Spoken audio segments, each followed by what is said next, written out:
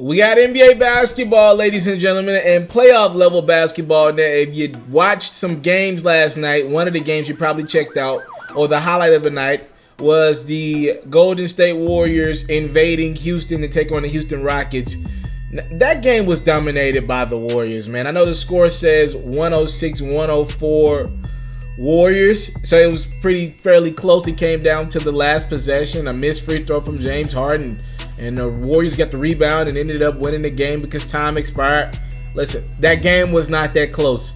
That game from start to finish pretty much was dominated by the Warriors. I mean, the shooting ability of Steph Curry and Klay Thompson was on full display last night. Congrats to them on just doing them. But the person to me who stole the show by far was DeMarcus Cousins. And look, I got to eat some of the words. I've been pretty critical of DeMarcus Cousins. I'll admit this. He makes a lot more sense in the Golden State Warriors offense without Kevin Durant. Kevin Durant was out with an injury last night. He's still sitting out with that ankle contusion. I think he'll be back at some point during their 4-game road streak right now. They got Oklahoma City Saturday.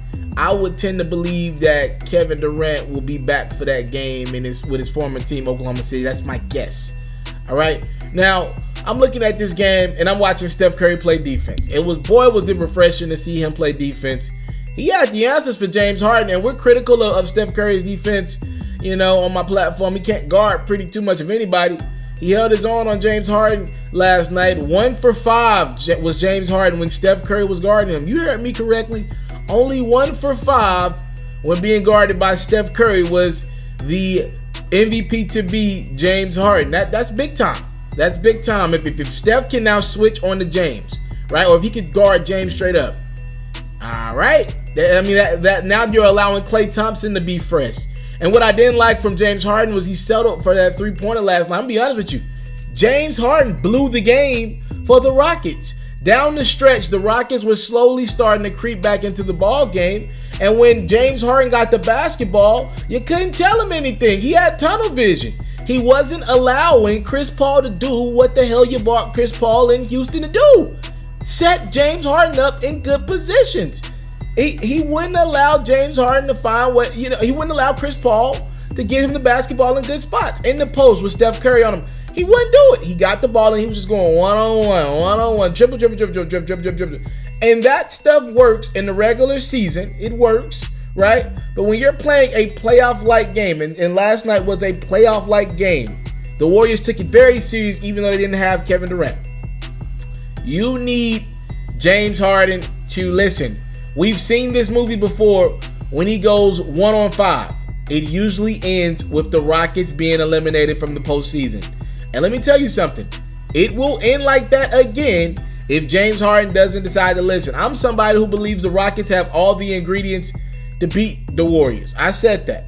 But when they're missing a star, like the Warriors were last night, I believe they're even more dangerous. As long as that star is not Steph Curry, I don't care who it is, I believe the Warriors are even more dangerous. What do you mean by that? It allowed guys to get enough shots. Steph could get his. Klay could get his. And last night, more importantly, DeMarcus Cousins got his. I am not a DeMarcus Cousins guy. I don't think he's that great. I think his body's going to break down. He's super talented offensively. I just don't think he's going to age that well. That's just my opinion. No disrespect to Cousins. I just don't think he's going to age well. And I think he slows down that Warriors offense when you're trying to get out and race to the three-point line when you got Steph, Klay, and KD. But you remove KD from that, now you got a guy who can play bully ball when you're struggling on a possession. And it looks like Draymond Green has completely removed himself from even shooting the ball offensively. If that's going to be a thing, then you got enough shots for DeMarcus Cousins, Steph Curry, and Klay Thompson. That offense worked beautifully last night. I know they won KD back, but they could still win a championship with the roster that they put on the court last night. It'd be tough, but it'd be a lot of 6 or 7 game series. You could still win with that roster that they put out there last night. That was still a damn good team.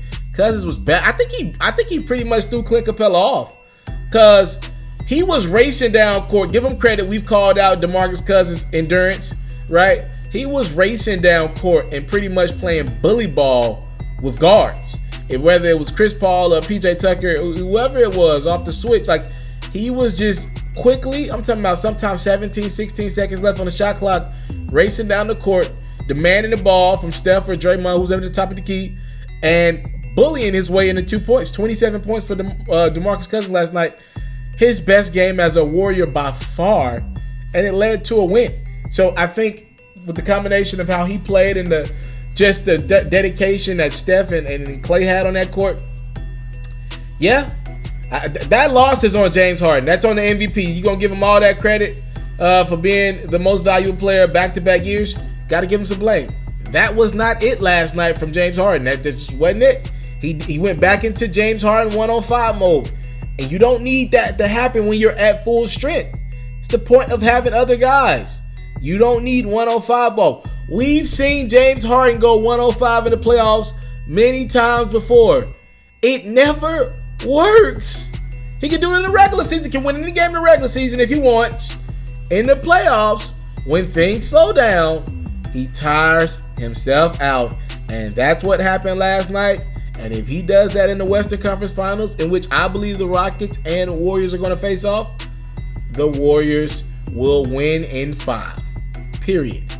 If he listens to Chris Paul, allows Chris Paul to dominate the ball, right, and get him in the good spots, get some easy, cheap alleys with Clint Capella, some three-pointers for some of the other guys, the Rockets will have a more than a chance. I believe they can mentally beat the Warriors.